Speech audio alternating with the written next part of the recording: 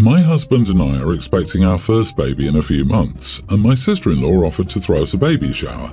I was really in love with the idea and accepted, and then my mother-in-law got involved.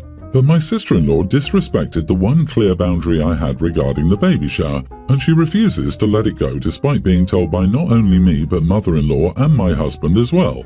She insisted that my half-siblings should be invited, as well as finding bio-family from both sides and inviting them. This is an absolute never thing for me. I did not invite them to my wedding, and I have not seen or spoken to them in several years. But she's going extremely hard on the "but family" argument. Background: I'm an affair baby. My father cheated on his wife and I was the result. His wife kicked him to the curb and he and my mother stayed together. I was born and they didn't take care of me. And as a toddler, I was removed from their care by CPS. None of my biological family wanted me. My mother's family were supposedly good Christians who couldn't stand the thought of an illegitimate affair baby, and my father's family were not in the position to take care of such a young child. My father's ex-wife ended up taking me. I'm not sure why. The fact she was paid to take care of me was possibly the reason. I do know that I wasn't loved. My half-siblings ranged from 11 to 17 at the time, and they all hated me. It was made perfectly clear to me from a young age that I was never to call her mom, and I was never to call them my brothers and sisters. My father's family was still in their lives and knew how I was treated, and they wouldn't even report it to my caseworker. I mentioned it once or twice, but she found it easier to dismiss a kid's words. My childhood was miserable, and I was seen as a burden and as someone who should never have been born. My half-siblings continued visiting their mom as adults, and all just made it clear they couldn't stand me and were disgusted by my presence. I just left when I was 16 and nobody reported me missing or came looking for me. My sister-in-law knows my background, and she knows that I would never want them in my life again. But she continued to push, and I spoke to my mother-in-law, and she tried to take over more, but sister-in-law insisted that she had offered first. When she brought it up again, I told her to cancel the shower, and I would rather have no shower than one thrown by her when she can't respect my boundaries. Mother-in-law stepped in and is now hosting one, but sister-in-law is angry because she'd spent a while planning and had paid for some stuff already. Mother-in-law said she'd give her the money back, but sister-in-law said I was wrong and should appreciate her for wanting to give me back my family. I told her I had no family until I met them, and she needed to accept that my blood relatives do not want me, and I do not want them. I know she keeps telling my husband how wrong I was, and he keeps defending me, but I feel bad about the tension now. Am I the idiot? Not the idiot, the arrogance of your sister-in-law though. Imagine being that full of your own self-importance to directly go against your wishes because you think you know better. You only feel bad because you're guilting yourself about the situation. You have done nothing wrong. As someone who grew up with trauma, you will second-guess yourself so much. But your reaction is not wrong. Having boundaries is not wrong. What is wrong is not respecting the other person. And that is exactly what sister-in-law is doing. I'm really sorry, OP, but people who come from decent families can have absolutely no clue what it's like to come from a really bad one. That's true, but as someone who came from a decent family, I can still have empathy and not insert myself into a situation I don't have the experience or information to fix, because doing so would probably mess things up more than they would help. I feel this is basic manners. Just like you don't invite an ex to a baby shower, you don't invite family members the parents-to-be don't want there. This precisely. Sister-in-law is a real piece of work. The other part of this is that none of OP's family is going to accept the invitation to come to the shower. Sister-in-law is setting OP up to be rejected by them once again. Sister-in-law does not have good intentions here. Yeah, sister-in-law is a thoughtless idiot. The people who were in your early life are not your family. They didn't treat you like family or regard you as such. Your sister-in-law is selfish by not respecting your boundaries. Have serious words with her, especially regarding your child, because she may try to break more of them and maybe try to get those people to meet you and your baby behind your back. My brother got married a few years ago to Shelley. She's the type of person who will say something rude and then tell everyone it's true when someone points it out, so what's the harm? My mother despised her and opted out of most events just to avoid her. I moved back home about a year ago, and at the time I thought people were just being rude to her or overblowing the things she said. I was wrong. My first proper introduction to her, she told me my outfit looked terrible on me and it wasn't hiding my stomach. I gave a present for a birthday party and she told me I was cheap. I got a bubble gun for a 5-year-old and he loved it. This goes on and on. I talked to my brother and he told me she's autistic and she can't help it. I then talked to her and I told her I wouldn't put up with her being rude. Now it's my toddler son's birthday and I invite the family. I wouldn't have invited her, but I don't want to cause waves. She commented on my house decor and I told her it was rude and to knock it off. I lost it when I gave my son a piece of cake and she commented that I shouldn't give him any since he looks fat. I told her to apologize and she told me it was the truth.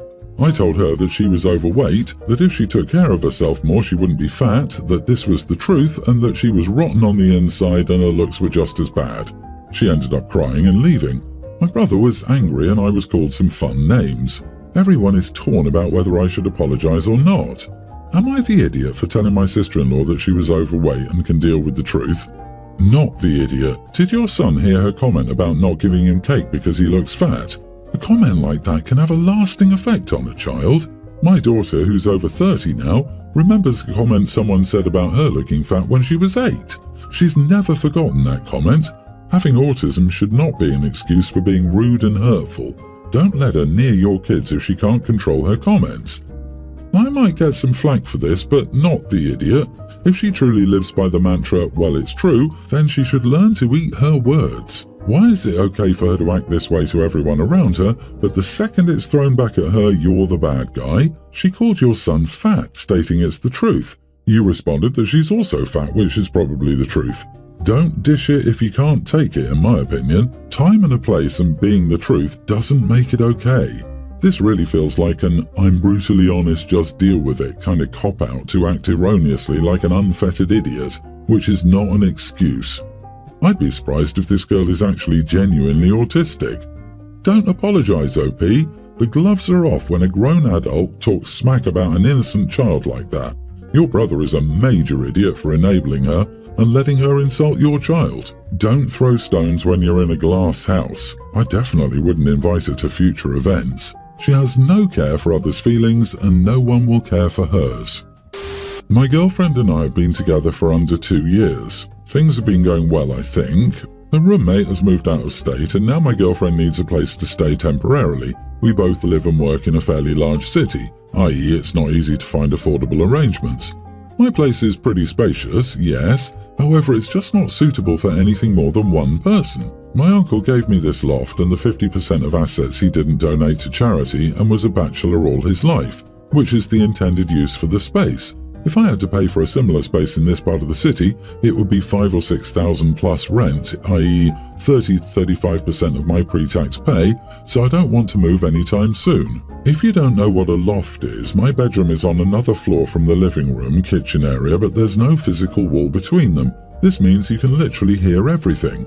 Great for living by myself, not tolerable with anyone else long term. That would mean I can't play on my PC in the bedroom late at night or watch TV in the living room. If you wake up in the middle of the night and want a quesadilla, you can smell what's being cooked in the kitchen and hear the blower. There's also very little privacy anywhere besides the bathroom. I'm sure there are some entire families living in arrangements like this, but there are also families living in huts or closet apartments in Hong Kong. My girlfriend would have to commute 70 to 80 minutes to get here from her parents' house. However, she assured me that she would only need 3 months to find a place, so it's not as if that would be a long-term situation. There are plenty of people who commute every day. It's no big deal. I really don't think she has any reason to be so upset with me about not wanting to do this. Am I the idiot? So, you're unwilling to inconvenience yourself for just a few months so your girlfriend doesn't have to commute for hours daily. I assume you'll still expect her to come by for intimacy, after you finish gaming, of course. If she were a friend with benefits, my vote would be not the idiot. As she's your girlfriend of 2 years, I think she should dump you. You are the idiot. 2 years is usually when most couples are talking about moving together. But my quesadilla and my PC gaming, oh, you don't mind those, but girls are icky. Jesus, real boyfriend material right there, he sure is. Yeah, got a girlfriend for almost 2 years now, things are going great. She needs a place to stay and asked if she could move in with me temporarily, but what if it's midnight and I want a quesadilla? I can't just make one. Not to worry, she will soon be his ex-girlfriend. But hey, he'll be able to make quesadillas whenever he wants, so who needs a girlfriend, right? Right. Opie is a loser and his girlfriend needs to run. Dude, we get it. You aren't really into your girlfriend and don't care if she has to commute over an hour every morning and evening, so long as you can play games at night. Why haven't you broken up with her already? You clearly have no intentions of ever marrying her or moving in with her. You're just stringing her along. My parents divorced when my 3 siblings and I were teens. My mum found herself pregnant with a surprise baby as I turned 16. I moved in with my dad and so did my brother, who was 13 then. Mom gave birth to Jenny, now 19, with 2 children of her own. Jenny never moved out and my mom babied her and her 2 children. We tried to plan lunches or holidays with my mom, but first she was always watching Jenny, who would have to come along, then later with the babies, as my mom called them. Back in March, my mom was killed in a car crash. She had no will and Jenny tried to take the home my mom got in my parents' divorce that our dad, still alive, put a down payment on. The house and assets were given to all 5 of us. If Jenny wanted to continue living there, she'd have to buy 4/5 of the shares out. She's a teenager with poor credit, so it wasn't possible. She dragged her feet on the sale and moved, forcing my other sister to get an eviction notice on Jenny. That dragged on and we all want the whole episode behind us as a family. The house is going on the market. Jenny has repeatedly cried on TikTok and GoFundMe about her evil step-siblings, again half-siblings. We gave her months to figure out a plan after my mom's death and we tried to work with her to see if she could buy the house. She's still getting her share of the sale and that's money in her pocket to get a new place. She's going around to her mutual aunts and grandfather making it sound like we're here and we're making her and the babies homeless. That's not true and she's getting a cut of everything just the same as us. Not the idiot. She got spoiled by your mom, was allowed to be irresponsible and now has to deal with the repercussions of your mom's enabling. That's not your problem. It's time she grew up. There are services she could reach out to for help, and her portion of the house sale will also be there for her. Also, sorry for the loss of your mom. How was Jenny babied? She was living with her mother at 19, which is pretty normal. Healthy families don't throw their children out as soon as they hit 18. Most leave the nest on their own. Opie is making them homeless. Most 19-year-olds with little to no credit or rental history will struggle to get a lease without a guarantor, and Jenny now has an eviction on her record. There's no way she's getting an apartment, and she may not even be aware of that yet. She has 2 kids by age 19, and her mom was raising her and those kids. Jenny wasn't taught to be self-sufficient from the sounds of it. Having 2 kids by 19 was stupid. She needs to grow up, take her share, and put it to good use. And Opie isn't making her homeless. She has time to find herself a place to live. Rather than whine on TikTok, she should make a plan as to what the heck she's going to do for the rest of her life. This 19-year-old with 2 kids and grieving her mother can't just move into a bedroom, and with no more than an HS degree and probably not even a car, it will be near impossible to find a job that pays enough to cover childcare for 2 children. She's probably going to be homeless. If she can't find a family shelter, CPS is probably going to take away the kids. In my opinion, at 35 years old, Opie would be an idiot if she didn't help her half-sister sign up for social services and try to find a family shelter. She might need a ride to get there. Opie, maybe your mom babied her and neglected you, but that's your mom's fault, not hers. I mean, I guess legally you're in the clear, but morally, dude, you completely screwed her. You are the idiot. I think there were steps along the way to at least try instead of taking the anger you feel about your mom out on Jenny. I've been married to my husband for 3 years now. He has 1 son. The boy's mother can't stand me. She hates that their father has found someone after 5 years of being divorced. Anyway, because of that, my stepson Jack and I don't have the best relationship. I'm not involved in his life because that's the way he and his mother want it. He won't speak to me when I try to converse, so I just don't bother anymore. I've offered to do things for him, but his mother always says she doesn't want that woman involved. To keep the peace, I stay out. Now Jack and I are both musicians. I play several brass and wind instruments as well as guitar. He's joined the band this year as a 9th grader. Naturally, he wants to play jazz guitar. His mother knows I have several instruments, and I offered one of the lesser value guitars to him, but he and his mother want my 1963 Fender. Absolutely not. For one, he doesn't take care of anything he has, and number 2, why am I going to loan something that valuable out to someone who doesn't want to be around me? Sure, the guitar is worth way more, but I got a deal on it for $3,000.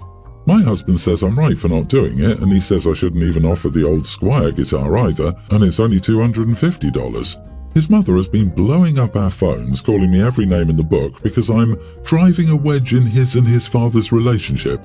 How is that so? She says I should try making amends and let him borrow it for the school year. Why am I having to make amends? She even had her friends harass me on Facebook. She claims I ruined his freshman year for band and I need to make it right. Am I the idiot for refusing to let my stepson borrow my $3,000 guitar for school? Not the idiot. 100% Mom wants to steal that guitar, sell it, then try to say the kid lost it and make you feel bad if you try to get reimbursed. I don't know why she would push so hard for this otherwise. OP better lock that guitar and any other instruments away. I can see the kid going and destroying it all out of spite. For real, the kid will go from high school jazz club to wannabe rock star and smash that guitar like it's Jimi Hendrix, then put the video on TikTok to show off to his 10 followers. I'm relieved that OP's husband is on her side. There are just too many stories about the spouse being the biggest problem. The only person driving a wedge between father and son is the son's mother. She sounds like an awful, entitled old boot. OP, you're genuinely not the idiot. I wouldn't have even offered the Squire if he's that rude to you. Keep your guitar safely under lock and key too now. I can see it going missing if you're not vigilant.